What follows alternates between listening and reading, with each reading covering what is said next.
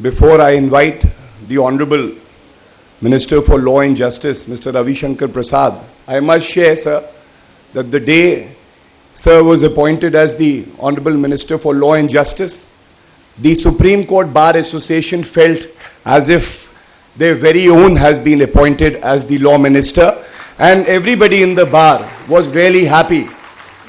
Nobody knows our demands or our concerns better than you, sir. And you've been an integral part of this Bar Association.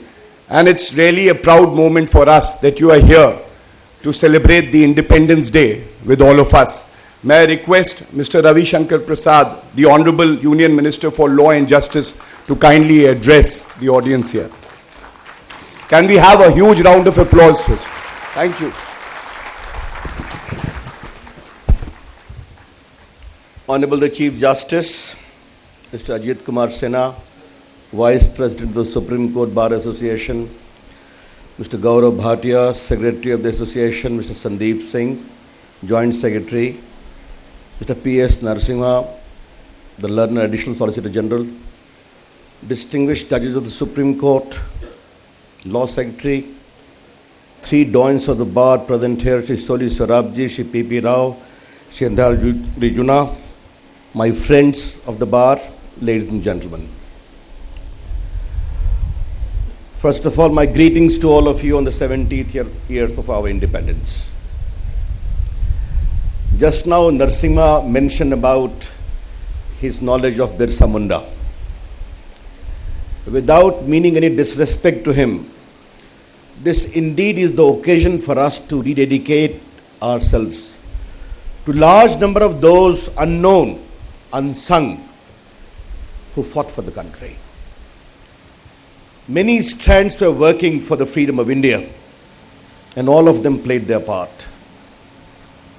Few months ago, I had gone to Andaman Nicobar, and whenever I go, I spend some time in the cellular jail. And I try to read the long list of those who spend their whole youth in solitary confinement. I tried to know, and because a senior union minister, the entire staff was there, can you tell me where are they? Can you tell me where their family members are? And no one could recollect. That was the degree of sacrifice these unsung heroes fought for India. And I would request the young members of the bar present here today that take some vacation in Andaman Nicobar Island. It is a very good tourist destination. But please spend some time in the solitary cell of Veer Savarkar. He was locked there for 11 years, and he was a great poet and author, and he used to ask for writing materials. It was denied. And then he picked up friendship with a sparrow to whom he used to narrate his poems. But just to break his spirit, they had put him in a cell below which was the Phansi Ghar. And that Phansi Ghar was a Kacha Phansi Ghar. The Kacha Phansi Ghar means they hang you till you cry, till you die. And Mr. Savarkar used to hear all those. That sacrifice is truly extraordinary. Yes, India today is free. We are proud of that. And with my experience of an activist right from my student life, now nearly 40 years, having been in charge of 8 states of India on behalf of my party, having been a parliamentarian for nearly 17 years, a minister in Bajpayee government and minister now, and also as a student of India's constitution. Apart from being a member here, and Gaurav rightly pointed out, I have just to change my dress, wearing the black gown and crossing over there, and I am with you, no problem. Take it cool. But yes, I must clarify, I have no jurisdiction as the Law Minister of India as far as Supreme Court Bar Association is concerned. I made it very clear to the Chief Justice, I hope he has some jurisdiction. But Ajit, I have none. Now, what is India today, ladies and gentlemen? After 17 years, India today is a proud, established democracy. Indians know they can remove any leader, howsoever popular in the state or the center, by the choice of their franchise. Because of democracy, a great stable influence has permeated the entire country. We have rarely talked about the beauty of Indian democracy. We only go for the noise and the chaos. But there is a lot of poise and firmness in Indian democracy. You have seen political parties which talked of alienation away from India. But whenever they came to power, they never talked of alienation. I remember when I became an MP for the first time in the year 2000, a political leader has won the election. He openly talked of secession. But when he came to the Lok Sabha, he never talked about that because he had to take the oath under the Constitution as a candidate, and he had to take the oath under the Constitution when he took oath as a member of Parliament. That is the beauty of Indian democracy. When I was the Information Broadcasting Minister in the Bajpayee government, I had gone to Northeast, and a young Chief Minister asked me for a lunch. And I said, "You were an extremist, separatist. How are you enjoying the metamorphosis of your role?" Mr. Minister, I am quite happy.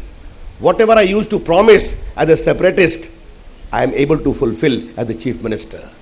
That is the responsibility which democracy brings to us. And therefore, after 70 years, three things are very clear. There shall be no military rule in India. There shall be no emergency in India. India will be governed by the rule of law, by the franchising of the people, and the mandate of the Constitution.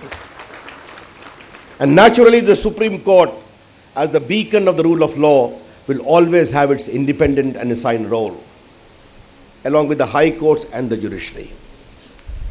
When we go for this kind of understanding, what is the impression of India and the image of India which emerges? Whenever I talk to the people, intellectuals, many of them are hopeful, many of them are sanguine, many of them are despondent. क्या हो रहा है देश में? Yes, there are differences. Yes, there are situations of acrimony. Yes, there are people with arms in their hand. But if you redraw the map of India, you redraw a small portion as red where armed struggle is going on.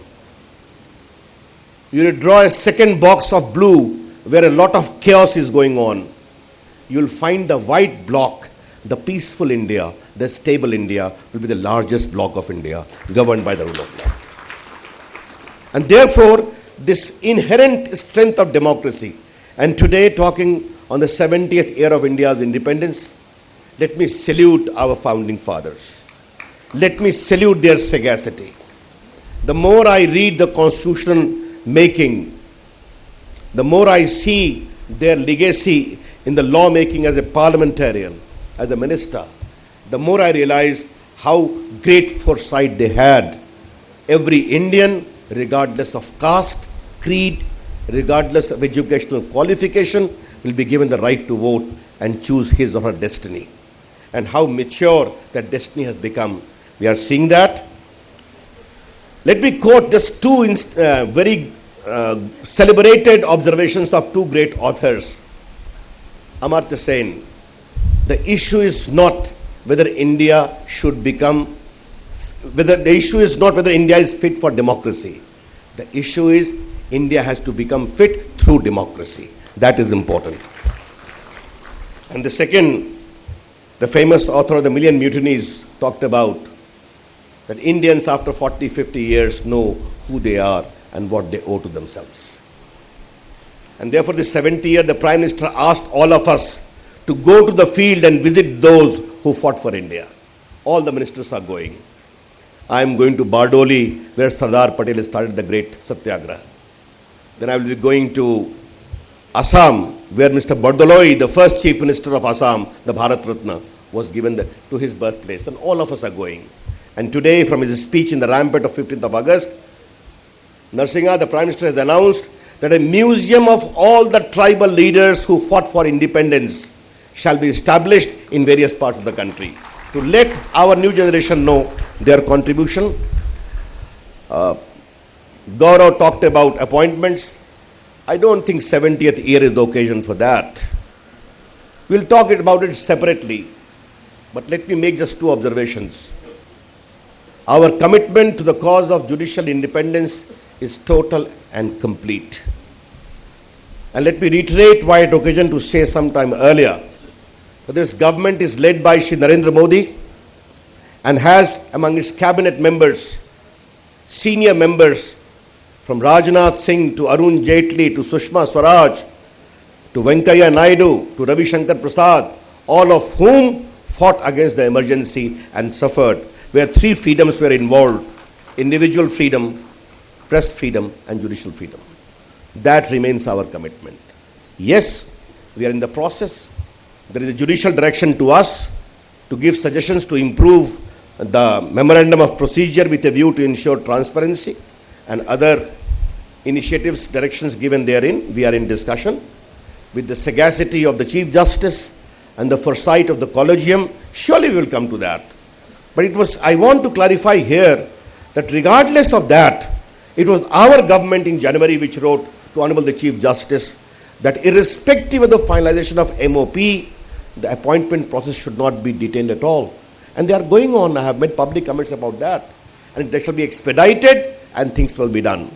Let me tell you in conclusion, ladies and gentlemen, our government feel with instinct that judicial delivery is integral to good governance. And for good governance to come, there is need for infrastructure, there is need for judges, and there is need for appointment. That point is well taken. And we'll work as a team. Surely we'll get the desired results. You talked about vacancy fine. We need to do that.